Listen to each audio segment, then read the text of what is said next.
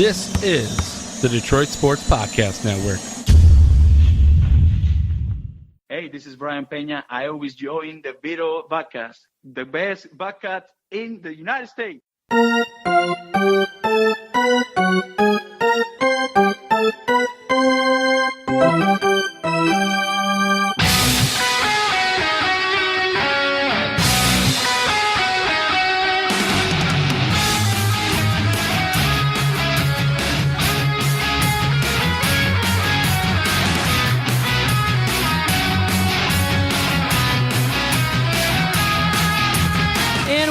Welcome to the latest, freshest edition of Tigers Talk with Chirco and Company. I am your host, Vito Geronimo Chirco, along to my usual sidekick and broadcast partner in fun. That is Doc from Doc and Jock, John Charles Macaroon. John, how are you doing? Vito, welcome to the Baseball Podcast. I always love recording Tigers Talk. We got a full plate, a lot to get to on the agenda this week. What do we got going on? What are we going to talk about? Well, hey, first and foremost, the Tigers actually did something positive over the past weekend. They had lost 5 in a row, remember, but won 2 out of 3 against the White Sox. It was going to be a 4-game set. Now they have the White Sox coming up after the Red Sox on the road for 3 in Chi-Town.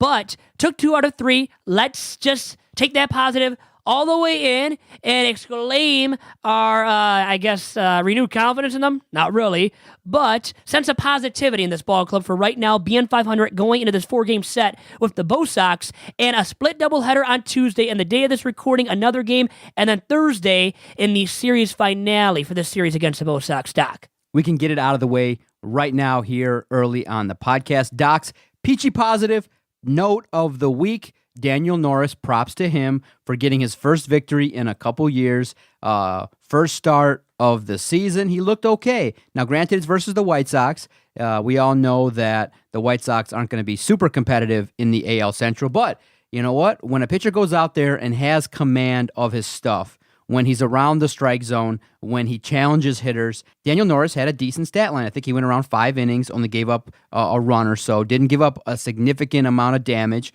He had 6 Ks, I believe, and maybe a couple walks. So he did not really, in the end, he gave the Detroit Tigers a real solid chance to go out there and get the W. And, obviously the Tigers had to use a lot of pitchers to get through that Sunday contest, but it was a series clincher. They got 2 out of the 3. So you know what? I felt like at the time of this recording, going into it, 10 wins, 10 losses, it's going to be an important stretch here now on the road this week when the Tigers face the Red Sox, and they're going to face the White Sox this week on the road. And like I said last week, you want to just kind of continue to be around and play good baseball, and the Tigers are doing that. Now, some of the concerns are still there. When you look up and down the batting order, the offense is struggling, and you realize, wow, it's like run production. When there are games when the Tigers score 9 runs, you're like, yeah, it's exciting. When there's an opportunity to put some numbers up. The other concern that I think we'll start this podcast talking about is the base running. I think it's a tiny nugget that is intricate in the game of baseball, and it's one of those things where you and I kind of went back and forth on Twitter, and we talked about, well, it kind of appears like the Tigers are being way aggressive, but probably to the point where they're making too many mistakes. Base running mistakes cost you runs, and in a game where runs are a premium at this time for the Tigers just based on their offense, when you have an opportunity to maybe hold up at third with less than 2 outs, you want to take that advantage because it was said on the broadcast that, hey, wait a minute, as a base runner, your most important thing that you can do is don't get out. Allow yourself and allow your teammates a chance. And unfortunately, a young Tiger made a rookie mistake, and he got his first RBI in his first career at bat. But unfortunately, he made a mistake and tried to, I don't know what he was thinking, trying to extend a single into a double, but he got thrown out easily, and it potentially cost the Tigers a run. It was laughable. I mean, I almost want to laugh again, but he got thrown out going to second on a ball where you're not going to second, typically, if you're smart. Now, I get being aggressive. That's fair. Okay, that's a fair methodology to have as a base runner. But to be over-aggressive and to get thrown out on the bases. That's not a good thing. It's not smart. And on Sunday, how about this past Sunday, Easter Sunday? I guess the Tigers are in the Easter spirit and were running crazily all over the base paths because everybody was extending these singles and doubles, singles to doubles, trying to, doubles to triples, trying to at least. John Hicks went from second to third and got thrown out too. It was atrocious base running. And Doc, I'll say this much in defense for the Tigers really quick. I get trying to be aggressive when you're not scoring runs at a premium rate and you're really struggling to score runs. And truly have been anemic offensively for the duration of this season. Yet, at a certain point, you have to realize there's aggressive base running and then over-aggressive base running. And they were completely exemplifying over-aggressive base running on Sunday, and it cost them a couple of times, and they scored 4 runs still, but they could have had 5 or 6 if they weren't being thrown out on the bases. Is it an issue with the players, or is it a situation in which Dave Clark is relaying signals that aren't effective? What's the issue here? Because it kind of presented itself last year, and now it's continuing this year. Base running is supremely important, but it doesn't seem to be something that's getting all that much better. It's probably a team philosophy, and right now because they had been struggling, they want to really exert themselves offensively, score some more runs. But at the same time, in retrospect, and the contrarian point of view that I will bring up here, Doc, is that when you get thrown out on the bases because of running stupidly around the bases, well, it does cost you runs ultimately too. So I don't think it's just Dave Clark or any one coach on the Tigers team implementing this philosophy. I think it's become a team philosophy that's been universally accepted from player to player. And I think there is some credence to it, some validity behind it. But once again, when you start getting thrown out on the bases consistently as they were on Sunday, meaning multiple times getting thrown out on the base paths, then you have to start realizing this base running and the over-exerting of yourself on the base paths is becoming stupid base running. And when it's stupid base running where you're getting thrown out consistently, well, then you have to maybe take it back a little bit and minimize, I guess, the amount of aggressive base running, because you don't want to get thrown out on the base paths consistently once again, and they kept doing so on Sunday. Brandon Dixon was the young rookie that made his first career at bat, and it was a good situation in terms of the fact that he had an opportunity to drive in a teammate, but unfortunately was a little bit too aggressive. Brandon Dixon stands in at 6'2", 215 pounds, born in 1992. Yeah, so I am actually, I am younger than him by a year. Almost the same age as me. I'm going to be 26 years young on June 9th. So we got to celebrate that birthday, Doc. So do something for me, maybe, give me a cake and throw me a birthday bash. But anyways, speaking of Brandon Dixon, it's great to see this guy. He was struggling, hitting for averages, making contact in AAA. His numbers were anemic. Below 200, then gets this hit, delivers, but gets thrown out on the bases. And maybe exuding a little bit too much confidence there is what cost him dearly in that base running miscue. Easter Sunday, I'm at my father-in-law's. We're having brunch, and we turn on the Tigers, and we see that Brandon Dixon, they flashed on Fox Sports Detroit. Maybe they should have maybe not flashed it because... Yeah, those stats were ugly, huh? We saw the stats, and we're like, I turn to my father-in-law, and I say, damn, bro, in 2019, I go, if you want to get up to the majors, try to get on a shitty team, and then just try to find your way up early, because a call-up when you're batting under 200, I think he was batting like 178, 179. Real low. In Toledo. I look at him and I said, dang, that earned a call-up? Yeah. I said, standards are low at this point for AAA Toledo and the Tigers. Calling up a guy who, yes, was hitting that low. And you know what they did, though? They rewarded Brandon Dixon for a positive spring training. Yeah. It was based off of that, clearly to me, because you're not going to call up a guy that's hitting below the Mendoza line, below 200. Because that's not a good reason. And I don't care that it was Easter Sunday and maybe you're doing the guy a solid.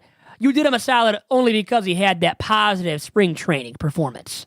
Now, I want to get your sense of a couple things, because you actually, I think for the first time, went to a game covering the Detroit Tigers with a rainout. So I want to get a sense of what that's like, because I've never done a situation in which I had to wait around or not too many delays. It's always been, okay, go to the game, get up there, cover the team, and go home. So I want to get your sense of that. But you had a chance, and continuing our great relationship with one of our great sponsors, DC Sports, a great location over there at Lakeside Mall. They have great signings. They have great athletes that show up there and meet with the fans, and they're so gracious. And Steve over there at DC Sports, a great sponsor of the network. We appreciate the support that he's given the Detroit Sports Podcast Network. You had a chance to go and see what it was about to cover Niko Goodrum. So I always get a sense, too, because, I'm a guy that's always a little bit insecure. So I would always wonder beforehand, let's say, for example, I'm a professional athlete and I'm a guy like Niko Goodrum who plays on a decent team, is performing well. I would always wonder, okay, good, you're going to pay me this much to show up and I'm going to sign autographs and it's going to be fun, an opportunity to meet and greet.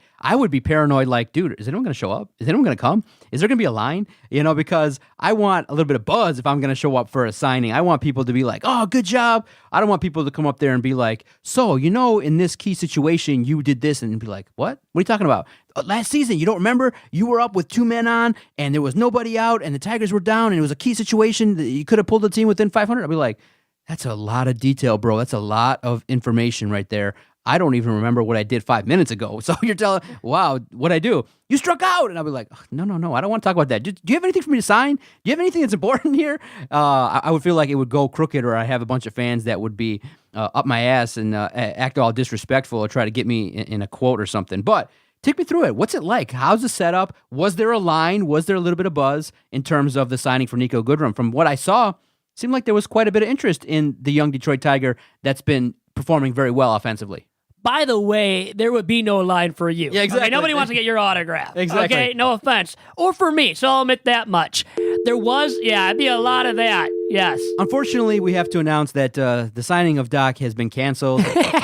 Unforeseen circumstances. Because of a lack of reception to it, nobody wanted to show up. Unforeseen circumstances has caused us to reschedule, look back for further details when it'll happen. But people did show up for Niko, who is Cartier Niko Goodrum. Did you know that? Fun little factoid for you and the Tigers fans out there that listen to this very podcast. His middle name is Niko. And you said performing well. Not just that, not just performing well for the Tigers. He is the best Tigers hitter right now, statistically speaking, with an OPS nearly 900 at 888. OBP is 380, his slugging is 508. And that was going into game 1 of Tuesday's doubleheader against the White Sox.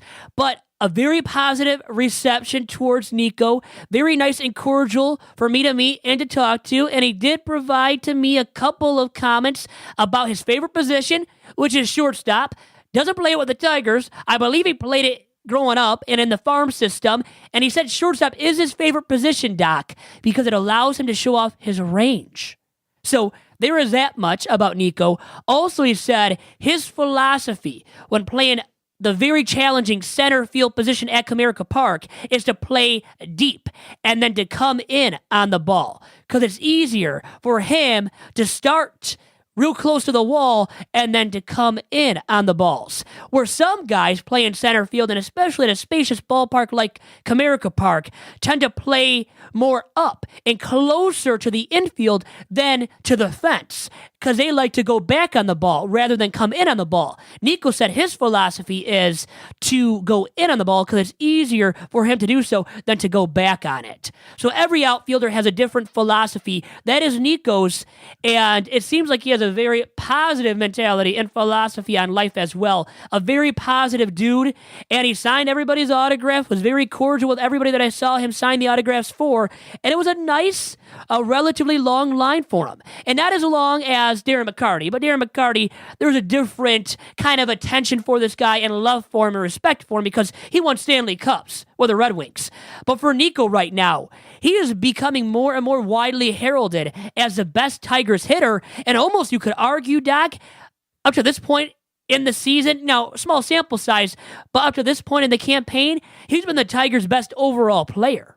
Understood. And so DC Sports, a great sponsor of the network. We appreciate the opportunity to develop relationships with these athletes. You got a chance to take a photo op. Yeah. And give me your spiel. Like, okay, you see Niko, he's done. Do you talk to him before the signing, after the signing? Do you get the photo ops done on his way out? And do you say, hey, do you drop a plug regarding the network that you're a podcaster? Or do you just say, hey, I'm Vito, Chirco reporter, Detroit Free Press? How do you intro yourself to these professional athletes? Well, I simply say I work for another sports radio station that's locally based in Detroit. Now, I will drop sometimes the Detroit Sports Podcast Network and give my card out, and if there's an agent there. Did you wear the jacket? I didn't this time.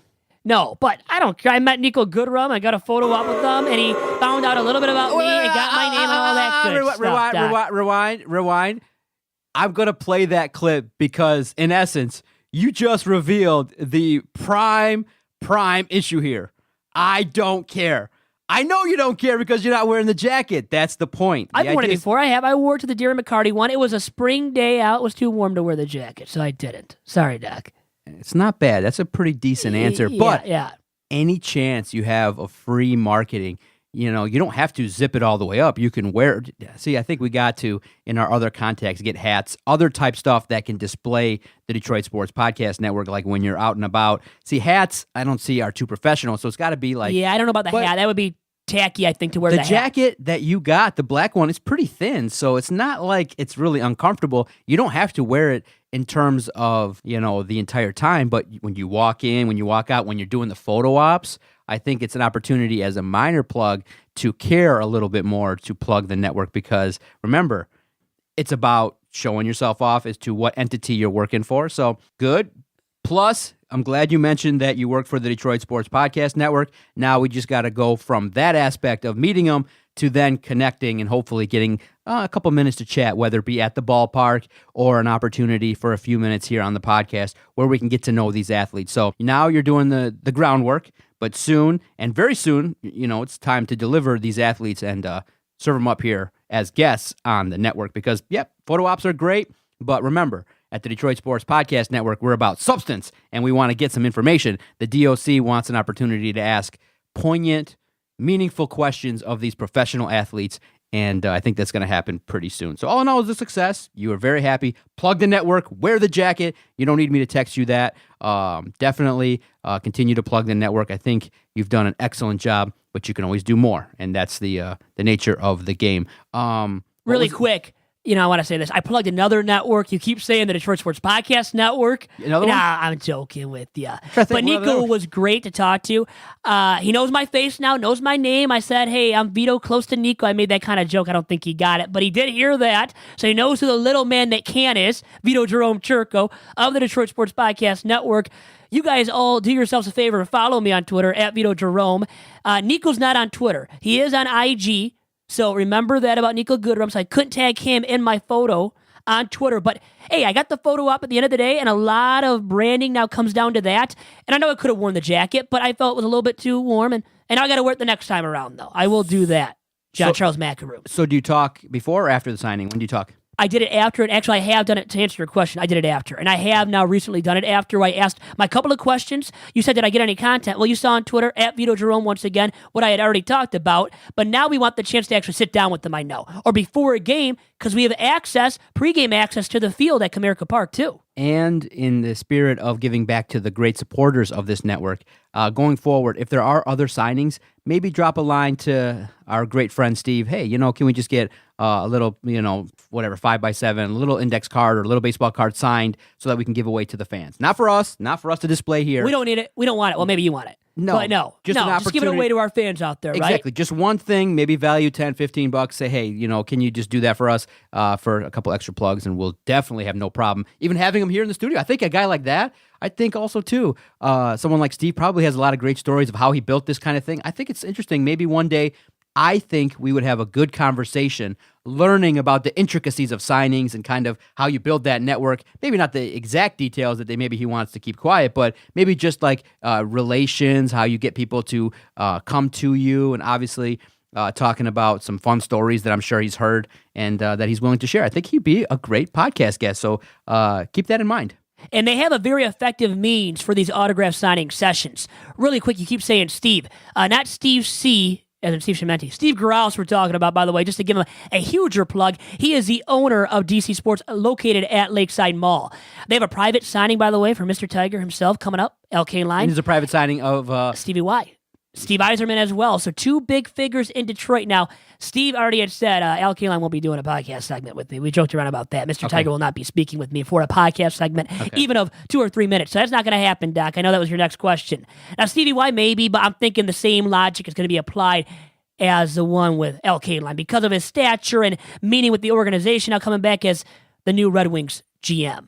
Well, it can be also used as a report. Hey, can I just come and ask one question? Just 2 minutes. Just, hey, welcome back. What does it mean to be back? That's it. Just a quick quote that we can add. It doesn't hurt to ask. Yeah. So, and at the same time, you know what? Within reason, if we can get maybe a smaller item, maybe at a discounted price or free, you know what, maybe Steve Eiserman would be a great thing to give away too, an autographed puck or something like that. So, you know, work your magic, work your charm to see if we can get something that we can give to our supporters. Remember that when it's for the supporters, it's win-win because we have an opportunity to give something away. We can also plug our other outlets to chat and interact. So it's a win-win. The more items that our sponsors can help us out with to give to our supporters. Not for us, not for this office. We got enough stuff here as is. I don't think fit anything else in here. But for our supporters, I always want to try to give stuff back. All right, Vito. After this quick timeout, what's coming up in the second half of the podcast? Well, let's talk about the Red Sox-Tigers series. Once again, a 4-game set at historic Fenway Park. Did you know the Red Sox are struggling? 9-13 now, though, after sweeping the Rays over the weekend. And not in last place in the American League East Division anymore because of sweeping the AL East leading Tampa Bay Rays. Also, got to seg into my segment with Jay Allen, the Tigers' new PA announcer, who commutes every single game from Grand Rapids. Yes, he does. And a car salesman by day for Fox Ford Mazda. Your wife was looking for a new vehicle. Maybe she could have gone there. All the way to Grand Rapids. A little bit out of the way, though, for you and your wife, I know. And with that being said, we will be right back after this quick commercial break on this week's episode of Tigers Talk.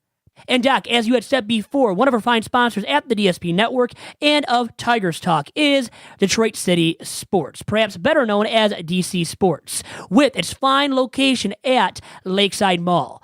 And as we talked about already, Niko Goodrum was there this past weekend. I got the chance to meet and greet him and actually took a photo with them, and he got the chance to see my face, beautiful face, right? And know my name, Vito. I told him close to Niko. I don't think he really laughed at it or got my joke, but he was a man of the hour this past weekend at DC Sports with its fine location at Lakeside Mall.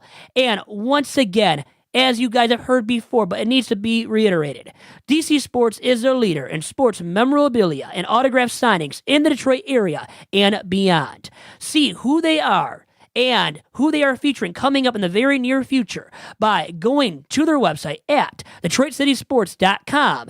And you can also follow DC Sports on Twitter at DC Sports Detroit. And then our other fine sponsor of this week's episode of Tigers Talk is the Detroit Sports Commission. And you can find out about all the marquee events they are bringing to our very region, that is the Metro Detroit area, by following the Detroit Sports Commission on Twitter and on Instagram at DET Sports, and by checking out the Detroit Sports Commission's terrific website at DetroitSports.org.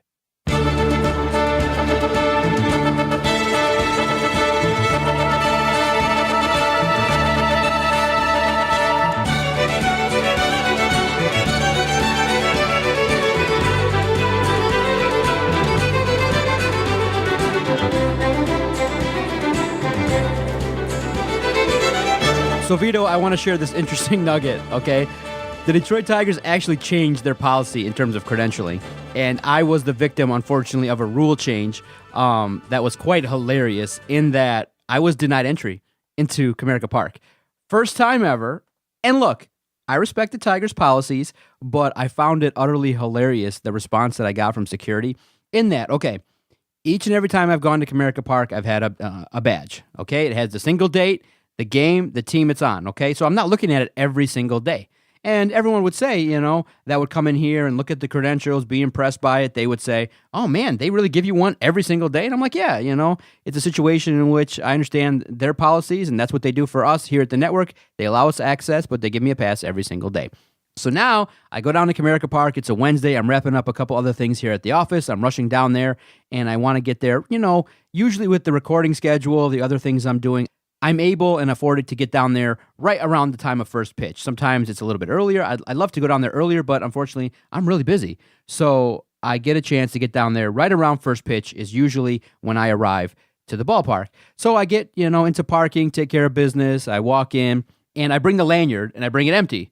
Okay, and so I walk up, and one of the first things I do is I put my bag down, give them my ID, because every game I go, they want to see your ID. No problem. I love their policy. Ultra secure. They got a camera that, you know, identifies who it is and things like that, so that's no problem. I like the heightened sense of security. It makes you feel safe.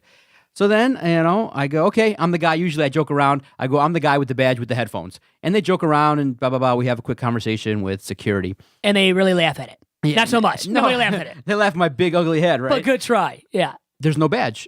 And I'm like, huh? And I'm like, I'm pretty sure. I checked the email. I go, okay, here it is. I'm approved. And they go, well, it's not here. And they look through everything, and they're taking their time. I'm like, wait a minute, what's going on here? How could this be wrong? I know I signed up. I know I got the approval. What's going on? So they call, and they start researching, and they come back, and they say, did you come to the game yesterday? I said, yeah. They said, okay, there's a new policy. And I said, what do you mean there's a new policy? They said that now, if you're coming to multiple games in a series, they're going to print multiple dates on the badge.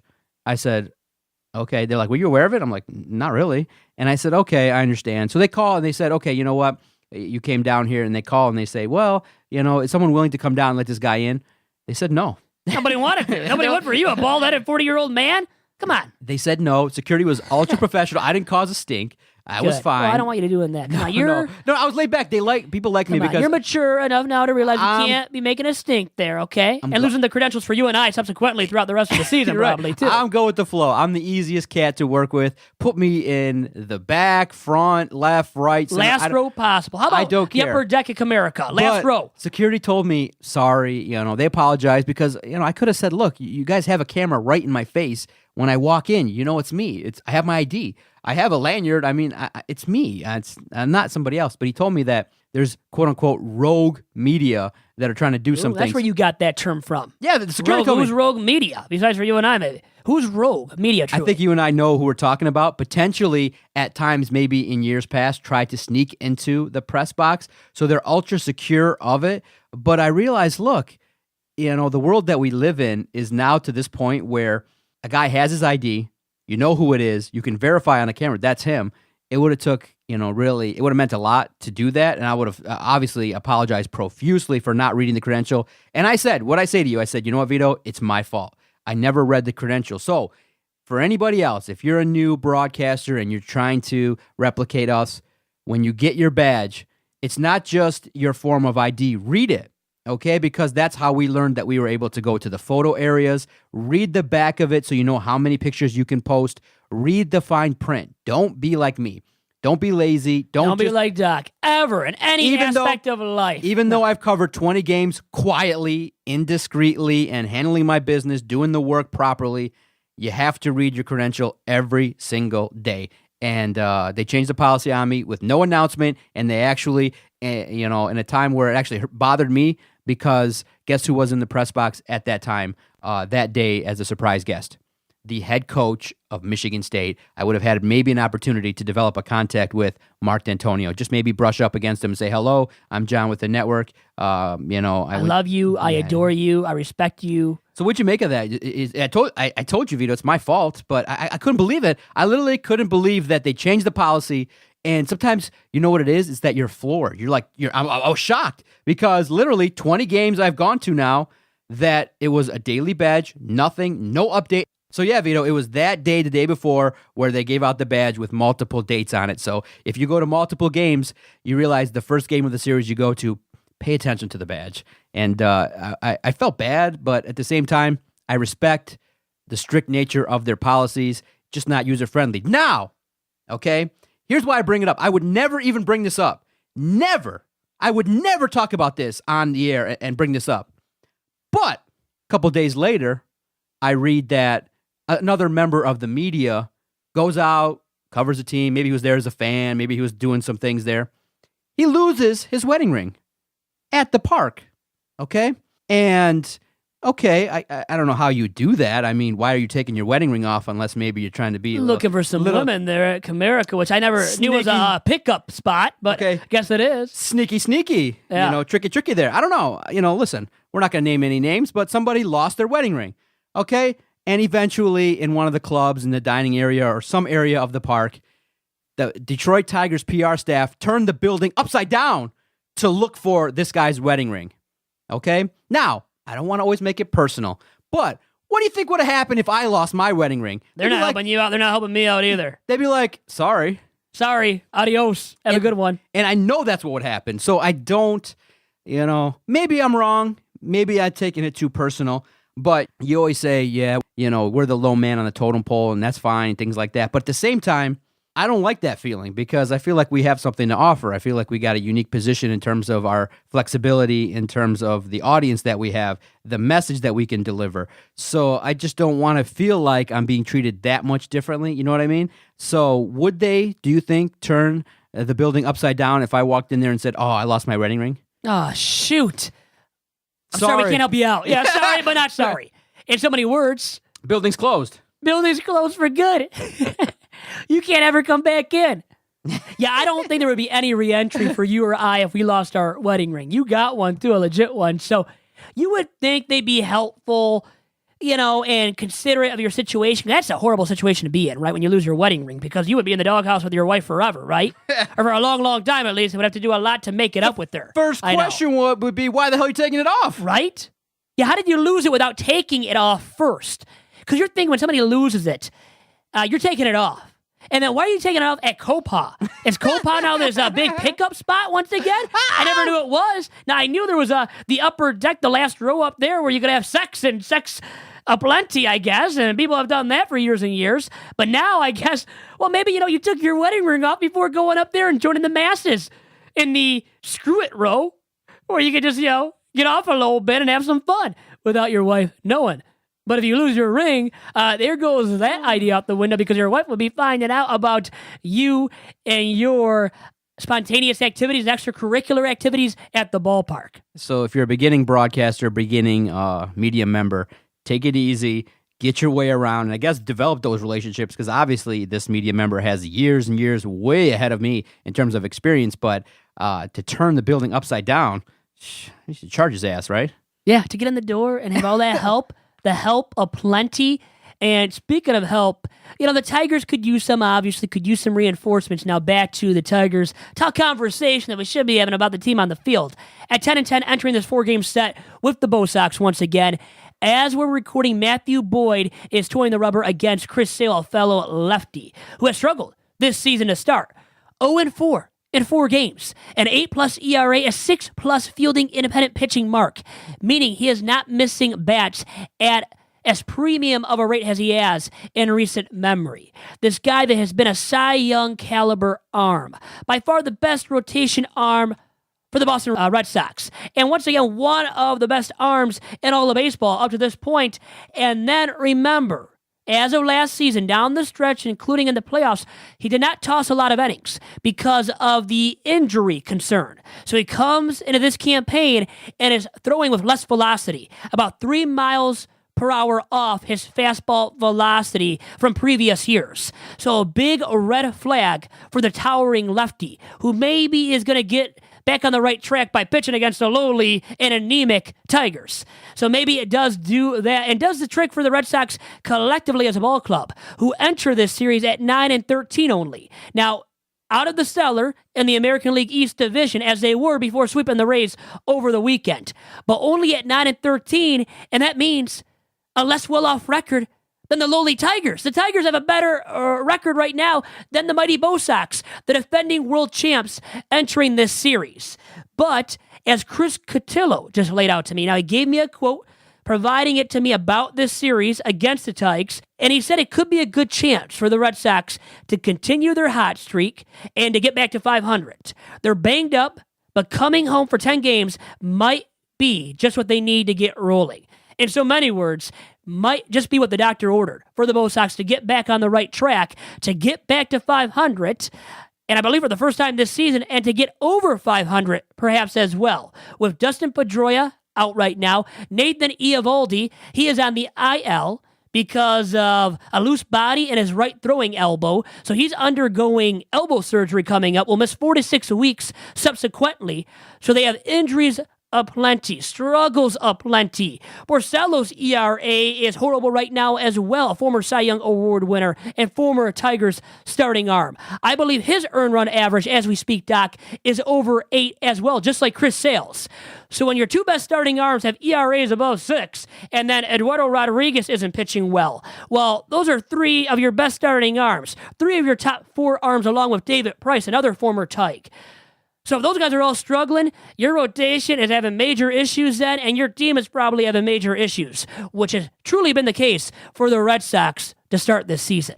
But don't you believe water will eventually find its level? The Red Sox should, if everything plays out, they should be right in the mix there in the AL East. I think they got a good team, solid pitching, obviously an offense that can compete, a great manager now that has experience, Alex Cora, in navigating a season. And remember, 162 games is a long time. And even if you're 5 to 8 games out with a month left in the season, you can get hot. And that's what makes baseball fun, is the late season, pennant chases and the races there. So it's a little early to call for the demise of the Red Sox. And I do think that the sweep of Tampa Bay really should help them kick off, the late part of April and early May. Who's built this team too? The president of baseball operations for the Bo Sox is the former president and GM of the Tigers, Dave Dombrowski. Trader Dave made a lot of great moves with the Tigers, got let go late 2015, took over the Red Sox shortly after as the president of baseball operations, built a World Series champion a season ago, but now a lot of bloated contracts on the payroll for the Boston Red Sox moving forward. Their farm system more and more depleted, not as strong as it used to be, not as strong as the Yankees farm system. The Rays operating with lower means, a lower payroll, and are succeeding at a higher rate right now. Once again, an early and small sample size for the Bo Sox, but still scary issues with injuries, the rotation struggling, rotation struggles that might persist. And there are insiders, people in the know already, such as Chris Cotillo. He is the Boston Red Sox beat writer for MassLive.com, who I mentioned earlier with that quote. People like himself have said now that the Red Sox might actually become sellers if struggles persist, and maybe they're getting hot now and will take off in the month of May and beyond and be fine. But as of right now, if the struggles do persist for Dave Dombrowski and company in Beantown, you could see some sort of a sell occur for the Boston Red Sox, who have some youngsters still, relatively young bats at least, and Andrew Benintendi, Xander Bogaerts. You have Mookie Betts. JD Martinez is still relatively young himself. So you have some premium bats. Some bats that are due for an uptick, for a bounce back at some point this campaign, you could say. Mookie Betts, not the greatest start to the season for the MVP winner from a season ago in the American League. But you have to believe he's going to heat up, which he has slightly already too. So once he takes off, JD really takes off, Xander Bogaerts picks it up, and then Andrew Benintendi and others, once all of those guys collectively pick it up, you can say the Red Sox could go on a hot streak and really become contenders once again in the American League East division. It's just they don't want to fall too far behind the Rays, who look like they will be around for the entirety of the season. And remember, the Rays won 90 games a season ago, have a great manager in Kevin Cash, have a great 1-3 in their rotation with the Cy Young Award winner in the AL from a season ago in Blake Snell, who has started the season great. You have Tyler Glasnow, a veteran arm they acquired in the offseason in Charlie Morton. So a nice 1-3, and then openers, bullpen arms that they're using as their 4 and 5. Right now, and those guys have succeeded fairly well to start the campaign too. So their 1-5 is deep. Perhaps the best pitching staff collectively, at least in the American League, and it rivals the best of the best in the majors as a whole. So the Rays are there to stay. The Yanks are due to bounce back too. Another team that has dealt with the injury bug severely. To Giancarlo Stanton, now recently to Aaron Judge, to Miguel Andujar, to Troy Tulowitzki. Names and names aplenty in that lineup specifically that have hampered the Yanks to start the season. But they are due for some sort of a bounce back as well at some point, and have fared better, at least a little bit, than the Bo Sox to start this season. So you got to believe the Red Sox and the Yanks will still be around as the season progresses. They will still be contenders in the American League East division, but there is no guarantee 3 teams will make it in the playoffs from the American League East division. So one of these two, as in the Yanks and Red Sox, has to pick it up, or one of those two, more than likely, will not make the playoffs in 2019, Doc. When you look at the Red Sox versus the Tigers, how do you think the Tigers are going to shake out this week? You think they can get a split of the 4 games? Well, you have Boyd going against Sale. You could very well win game 1 of the doubleheader. Game 2 of the doubleheader and the nightcap on Tuesday night is Spencer Turnbull towing the mount, who has done well up to this point in the campaign, but can you expect him to continue it? It's a difficult 4-game set, to say the least, on the road at Fenway. This team might be getting hot when you're playing them, so I got to believe the Tigers end up losing 3 out of 4. Ooh, only one win, huh? Only one win. So that makes this upcoming series versus the White Sox on the road super important. Super premium, yes. Of importance, yes. Because you could see, everybody can say this, what I just said. Tigers lose 3 out of 4 against the Red Sox, okay? They end up then, because they're 10-10 right now, they end up 11-13 after the 4 with the Red Sox. Go into the weekend against the White Sox for 3 and win 2 out of 3 again. Is that asking for too much, though, Doc? After taking 2 out of 3 already against the White Sox last weekend at home. Is that too much to ask for the Tigers to repeat that kind of success? No, I think they can go out there and they can have success versus the White Sox as long as, like we said, solid base running. They got to turn this offense around. Obviously, contributors like Miguel Cabrera and Nick Castellanos have to carry this team. And a guy like Niko Goodrum, like you've said, he's a guy that's hitting the ball well. How upset and frustrated are you at the fact that a guy whose bat has started to come alive a little bit, Christian Stewart, now is hurt? Now he's hurt too. So the Tigers have succumbed to the injury bug as well. Just other teams have succumbed to it more of late. To start this season, at least, the Red Sox and Yankees, to name a couple of clubs that I already talked about. Tigers, though, that is a big blow because he was hitting for power, started coming around a little bit with the average too, and he's never going to be a great average hitter. But you just hope this injury, Doc, doesn't spurn his growth and stunt it. Because if it does, you got a major problem on your hands with Christian Stewart moving forward as an average hitter at least, which you already knew you had with them. But what if it becomes even blown up more? Because of the fact that now he's got to play hurt the rest of this season. So you just hope what he has suffered isn't serious and it isn't lingering. Isn't serious and isn't lingering. Because if it's serious, well, you got a youngster on the med dealing with an injury all season long, and that's never a good thing or a recipe for success for a young guy moving forward or old guy, but especially a young guy that you want to see develop as this season does progress. Yeah, it's an interesting situation. They have to weather injuries, but if they can get something out of Daniel Norris. Yes, that's a positive right there right now. Your PT positive, right, for the week too? Get something out of Daniel Norris. Jordan Zimmerman, okay, he's got to locate his pitches. He's got to be able to give us quality starts. Tyson Ross kind of coming back a little bit, having a little bit of an up and down start to the season. You want to be able to have some more consistency. What do you make so far of the catcher position? I think that John Hicks and Griner have done a decent job with that starting staff. Well, yeah, Griner has picked it up. Griner has thrown out some runners. Hicks has too. I think Hicksy has been better behind the plate and more competent than people thought, including myself. I made fun of him saying that have 8 pass balls in a game and using hyperbole there. He's been fine. He's been fine and adequate, you can say, behind the plate thus far. Will he keep it up defensively? Who knows, though? Thing is, with him also, he needs to pick it up with the bat. We saw that double he hit that he tried to extend into a triple on Sunday against the White Sox go awry. He got thrown out at third. So you want to see him produce more extra base hits like he did on Sunday and do that more consistently. Griner as well hit more consistently, hit for more extra base power consistently. He has turned it around a bit with the bat, but I don't think he's ever going to be that steady 250 or above hitter for the Tigers. He's much more of a backup, and he might be more of a 4A catcher, truly, Doc. All right, hit me with this week's Vito's Notebook. What do you got? Well, here's a big note for Vito's Notebook to start this week. It is about a former Tigers reliever in Fernando Rodney, who a couple of days ago, Doc, tied Cy Young, yes, the legendary Cy Young, for most career appearances in Major League history. Now, going to surpass it this week, then, that means. And has 906 career appearances as a Major Leaguer. And he's like 43 years old now. And I'm not going to say 43 years young, as I don't say for you 40 years young. It is 43 years old, something of that sort for his age right now, Doc.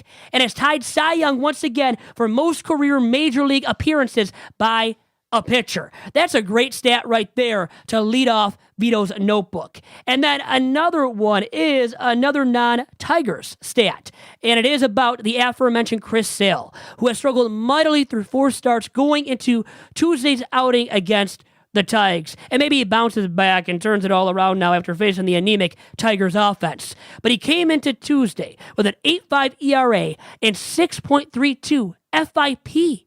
Yeah, that bad from the towering left-handed ace of the Red Sox. And if struggles persist from him, the Red Sox are not going to turn it around completely. No way, Jose, are they going to turn it around completely without him bouncing back to a large extent and becoming once again that frontline starting arm for the Red Sox. Hey. Earlier in the show, you talked about Chris Cotillo, his podcast, Vito. You can try to get on his podcast.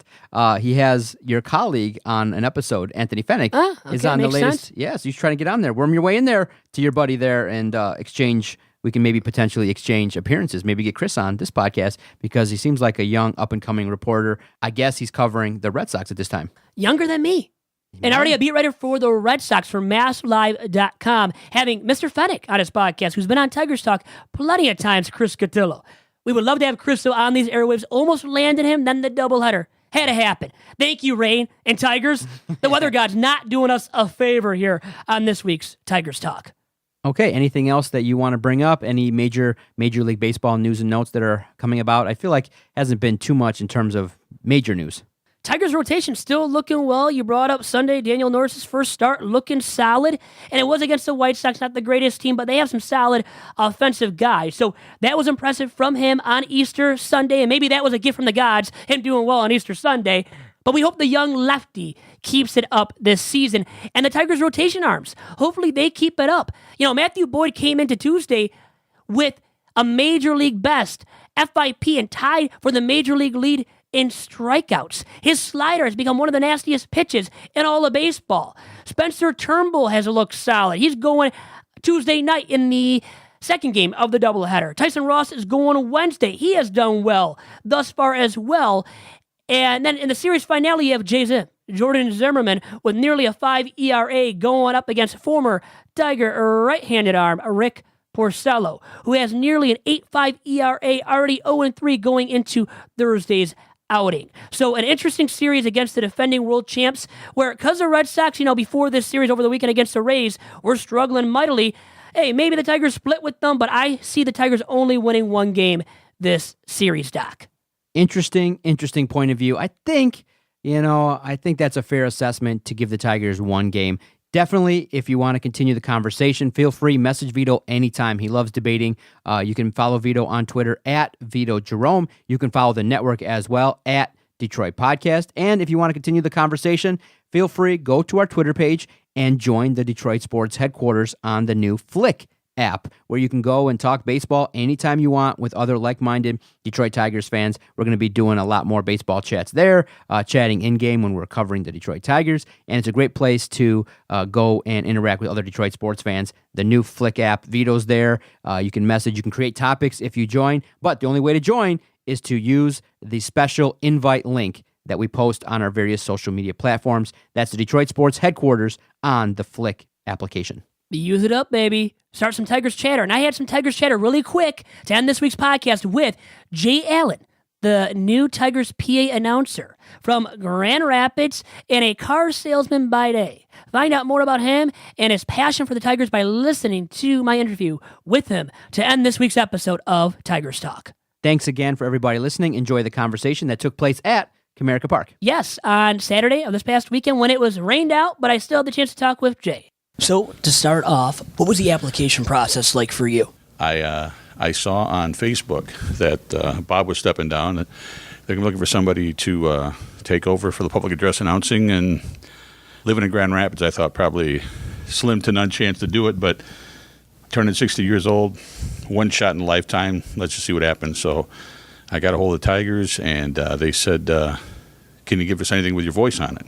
All the PA I do, you do live. You don't record anything. So I said, no, I don't have anything. And said, well, grab an old lineup and just do it into your phone and email me the audio. I said, do you think that's going to sound good? He goes, well, I don't know. I said, I don't know either, but I'll try it. So I did. I sent it to him, and I got what I expected, which was, hey, thanks for the demo. We love listening to it, but we're going to try to find somebody more local to Detroit, which is what I figured. So I just said, hey, if I can do anything in the future, be a backup, whatever you need, I'm game. I'd love to do it. So that was it. That was like in October. Then in December, I got a phone call, 313 area code. Didn't know who it was, and sure enough, it was the Tigers, and said, well, we still haven't found the voice we're looking for. Are you still interested? And I said, well, that doesn't change. In 60 years, that never changes, so absolutely. So he said, what should we do? And I said, well, maybe we should go down to the ballpark and turn on the system and see if we can create some magic. And we'll know right away, both of us, whether it makes sense or not. So they invited me down, and my drive to Detroit, I was thinking, okay, this is something you're going to have to do a lot if this happens. Is it's going to be okay? It's about a 2-hour drive. And the closer I got to Detroit, the more I felt like, yeah, this feels really right. So I got here, audition went well, and I felt that things were going to progress, and then nothing for like 60 days again. Dropping emails every once in a while saying, anything? Nope, nothing's changed yet, Jay, but thanks for keeping in touch, and we'll let you know. And finally, lo and behold, I got the call and said, if you are interested, you're the gentleman we like to use for the public address. I said, let's do it. So it's a true dream come true. You hear that a lot, but for a 60-year-old guy that grew up in Holland and watched the Tigers, the 68 World Series, the 84 World Series, whose father had been a diehard Tiger fan all his life, growing up just, knowing as much as you can about the team, and finally to be able to come here and sit in the press box with you and do this is just absolutely unbelievable. Well, it's great to be here with you, too. Well, no. So that moment when you found out, how cool is that for you? Well, it was kind of surreal because when they told me I had it, it was kind of like when they called me, it was kind of a straight monotone, hey, we want to use you. And the way when I got the phone call, I thought it was going to be more or less like, hey, we're going a different direction. Thanks for everything, and I really appreciate it, which is really what I expected. Never expected to get the opportunity. I knew I could do it. I knew that I had the experience from what I did in Grand Rapids, and the good Lord gave me a great voice from my dad, and so everything just kind of culminated with this, and it just feels so right. My radio background, all the public address announcing, reading the copy live. It just, it really, for me, cannot get any better. And then you've got a day job, too, as a car salesman at Fox Ford Mazda in Grand Rapids. Yes. What's it like juggling that job with this job now with the Tigers? Well, when I first told my boss that the Tigers want me to come down for an audition, he's a huge Tiger fan anyway. He got really excited, and he said, well, whatever we do, we don't want to lose you. And which made me feel good. I thought, okay, well, I got to keep my benefits. This is a part-time gig with the Tigers. And but they've been great. They've been making the concessions. They want me to do this, so it's been. I couldn't ask for anything better. I feel sometimes guilty for missing the times that I'm not there and the other people that cover for me, but they're all very supportive too. They believe this is a chance of a lifetime. I've got probably 6 more years of working at some type of a full-time job, then I can retire, and this to me is going to be my retirement job. This is what I hope to do for another 15, 20 years if the Tigers will have me, and I hope by the time I have to leave, it's because I can't walk anymore. But the voice never goes anywhere. So Rich voice. I love it, too. Thank you. And this is your view from the office every single day doing PA work for the Tigers. Yeah. I mean, what a great gig for you. And you're a lifelong Tigers fan, too, I read. Yeah. So what's your earliest memory of being a Tigers fan? Well, of course, you go back to the 68 World Series. Before that, vaguely, but definitely the 68 World Series. I remember playing rocket football back in Holland at the time. And we practiced in the afternoons after school. Of course, that was back when the ball games were at 3:30 in the afternoon, not at 1 or prime time. And so, of course, television was on, but black and white mostly back then, maybe a few color sets here and there. We just had a transistor radio. I remember sitting on the sidelines of our football practice and listening to the game while we were doing our practice for rocket football. Listen to every game. That was my first memory. It was incredible. It was a lot of fun. And now your favorite memory of being a Tigers fan. What is that for you? And that might be a tough question to put you on the spot with. I don't know. I mean, there's so many of them. I think the thing I was probably the most intrigued about and probably the most excited was when they went 35-5 in '84. I mean, what a start to a baseball season. I mean, they weren't just winning series; they were winning series after series after series. I mean, losing 5 games in 40. I mean, that's totally unheard of. So, that kind of rejuvenated everything because we had that kind of lull there after '68, and then 84. Then they came back in '87. And at least won their division, and then a little bit of a lull there, and then back to '03 was kind of a dismal year, but then. Tough to watch. Then '06, they come back, make the World Series. They do it again in 12. So this team just got a storied history. They get down, but they never quit. They have that. I think the mentality in Detroit, which is you come to work every day to work. Nobody gets a day off. You got to get out there and do the best you can. I think Gardenhire's doing a great job from what I can tell, even just playing small ball. I mean, they're not hitting. They had 3 home runs yesterday, which is great. But before that, the home runs have been kind of sparse. But you know what? This team just keeps dogging it out. It keeps getting the base hits when it needs to, and they're fun to watch. They've been in pretty much every game all season so long. Just yesterday, but even yesterday, I mean, had they not got that double play off of second base on the fly out, it would have been 7-5 with no outs. So anything could have happened. So yeah, they've been a lot of fun to watch. And no days off, even when it's raining outside, like right now. But anyways, who's your favorite Tiger too of all time? Oh boy, that's a tough one too. I bet for you, huh? Yeah, for me, because it's the childhood memories. When I first walked up here opening day and the Detroit Free Press had wrote the article and had my picture in there, so I wasn't that well aware of what they were doing, but I met Al Kaline for the first time. He's just walking through, and I said, "Mr. Kaline." He goes, "Oh, I know who you are." And I thought, "Mr. Al Kaline he knows who I am." That right? was that was pretty bizarre. But yeah, and then I met Willie Horton. I mean, those are the childhood memories. Those are the idols I had as a kid. So yeah, if I had to pick one, it'd have to be somebody from 1968. Gibby here is all the time. With the broadcast, and Dan Petrie, and those guys are great. I mean, how do you pick one? You know what I mean? They're just any one of them could be my favorite. But that team of '68 was pretty special. Norm Cash, Jim Northrup. The list goes on and on and on. So, yeah, I would have to say my favorite team probably was the '68 Tigers, just because I was 8 years old, and to an 8-year-old kid, oh, great memory. They're like gods. You know what I mean? Yeah. So that was pretty cool. So I'll leave you with this: do you ever envision developing a signature intro for a Tigers player? I don't. You know something? I don't know if that'll ever happen. I think things are kind of restricted on what you can and can't do. I think that's probably because on a professional level, you got to kind of stay close to the book. But anything's possible. I think those kind of things just kind of happen. All of a sudden, you just feel it. I know when Kristen Stewart hit his grand slam here a couple of series ago. I mean, how sweet it is to the PA. And I was told, so I'm a much of a personality. If they would let me do whatever I wanted, I promise you, I would probably do something. But I have to work in the confines of what I have to do in the professional realms. With the Tigers. So I'm sure they'll get to know me better. I'll get to know them better, and there'll be some latitude here and there. So if that happens, you'll be the first to hear it, I'm sure. So awesome. And in so many words, then, you're an excitable guy. Yeah, you can get going when it comes to the Tigers and watching the Tigers and a big play happen, a big home run happening. I'm a fan with a microphone. That's all I've ever been. And I told them that when they hired me, I said, listen, yeah, I can announce, I can enunciate, I can do everything, but I'm really a fan with a microphone. And there's times I've been told I've got to restrict back a little bit in the press box because it's a working area. Yes, but, we have to remember that, right? I think of guys like, I'm going to say, was it Bob Uecker? Or Ufer? No, that's the other guy. But the guy from Michigan, the old Michigan, Ufer, yeah.